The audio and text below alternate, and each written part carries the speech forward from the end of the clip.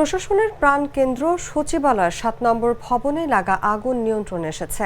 Fire সার্ভিসের ২০টি unit ৬ ঘন্টার চেষ্টায় নিয়ন্ত্রণে আনে আগুন। তাদের পাশাপাশি মোতায়েন করা হয় সবগুলো বাহিনীর সদস্যদের।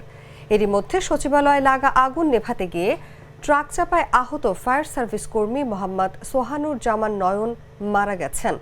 দুর্ঘটনার কয়েক ঘন্টা পর ঢাকা মেডিকেল কলেজ হাসপাতালে মারা যান তিনি।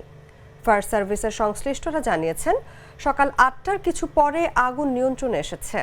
বুধবার দিনগত রাত ১:৫২ সচিবালয়ের ৭ নম্বর ভবনে আগুন লাগার খবর পায় ফায়ার সার্ভিস।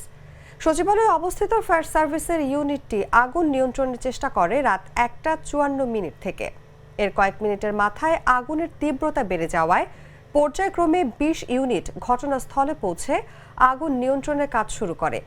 ৭ নম্বর ভবনের পূর্ব প্রান্তে ৮ ও ৯ তলার মধ্যবর্তী স্থান থেকে সামান্য ধোঁয়া উঠছে। সেখানে কাজ করছে ফায়ার সার্ভিস। নিহত ফায়ার সার্ভিস কর্মী মোহাম্মদ সোহানুর জামান রংপুরের মিঠাপুকুর থানার আটপনিয়া গ্রামের আক্তারুজ্জামানের ছেলে। তার মূল কর্মস্থল ছিল সিলেটের বিশ্বনাথ ফায়ার স্টেশন। তিনি তেজগাঁও ফায়ার স্টেশনে সংযুক্ত ছিলেন।